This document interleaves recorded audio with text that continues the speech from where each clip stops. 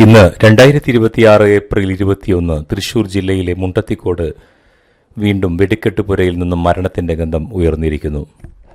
എന്റെ വീടിന് വെറും 10 മിനിറ്റ് ദൂരത്ത് ആകാശത്തേക്ക് ഉയർന്ന ആ പുകച്ചുരുൾ വെറും കരിമരുന്നിൻ്റെതല്ല, ഒരു കൂട്ടം മനുഷ്യരുടെ അവസാന ശ്വാസത്തിൻ്റെതാണ്. ആഘോഷങ്ങൾക്ക് പൊലിമ കൂട്ടുവാൻ കരിമരുന്ന് തീ കൊളുത്തുമ്പോൾ അത് സ്വന്തം ചിതയ്ക്കുള്ള തീയാണെന്ന് ആ പാവങ്ങൾ അറിഞ്ഞു കാണില്ല. ഓരോ അപകടം നടക്കുമ്പോഴും നാം ചോദിക്കുന്ന അതേ ചോദ്യം മുണ്ടത്തിക്കോടിൻ്റെ മണ്ണിലും ഇന്ന് മുഴങ്ങുന്നു: ഇനി എത്ര ജീവനുകൾ?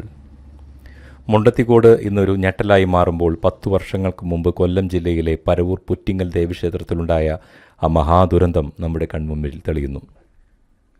2016 ഏപ്രിൽ 10 110-ലധികം പേർ ജീവനെടുത്ത 350-ലേറെ പേരെ നിത്യരോഗികളാക്കി മാറ്റിയ ആ വെടിക്കെട്ട് സ്ഫോടനം കേരളത്തിൻ്റെ ചരിത്രത്തിലെ ഏറ്റവും വലിയ കൂട്ടക്കുരുതിയായിരുന്നു. നിയമങ്ങൾ ലംഘിച്ചും അനുമതിയില്ലാതെയും നടത്തിയ ആ മത്സര വെടിക്കെട്ട് ഒരു ഗ്രാമത്തെ മുഴുവൻ ശ്മശാനമുഖമാക്കി മാറ്റി. 1.5 കിലോമീറ്റർ ദൂരെയുള്ള കെട്ടിടങ്ങൾ വരെ തകർന്നു വീണ ആ സ്ഫോടനം ഇന്നും നമ്മുടെ സുരക്ഷാ സംവിധാനങ്ങളുടെ പരാജയമായി അവശേഷിക്കുന്നു. പുറ്റിങ്ങലിന് മുമ്പ് ശേഷവും കേരളം പഠിച്ചിട്ടില്ല 1952 ശബരിമലയിൽ 65 പേരുടെ ജീവനെടുത്ത ദുരന്തം. 1990 മാലനടയിൽ 26 പേർ കൊല്ലപ്പെട്ട സംഭവം. തൃശൂർ പൂരനഗരയിൽ പല വർഷങ്ങളായി നടന്ന സ്ഫോടനങ്ങൾ പട്ടിക നീളുകയാണ്.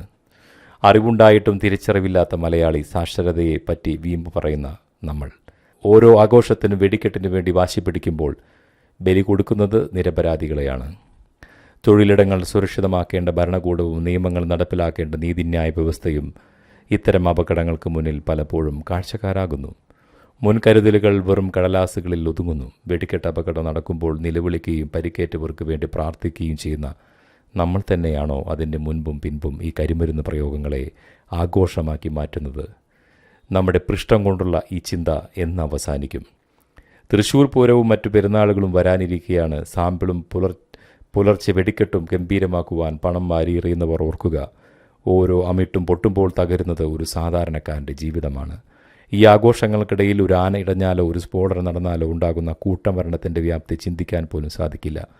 മരണത്തിൻ്റെ വ്യാപാരികൾക്ക് കൂട്ടുനിൽക്കാതെ സുരക്ഷിതമായ ആഘോഷങ്ങൾക്കായി നമുക്ക് കൈകോർക്കാം. കാരണം മനുഷ്യജീവനേക്കാൾ വലുതല്ല ഒരു ആചാരവും.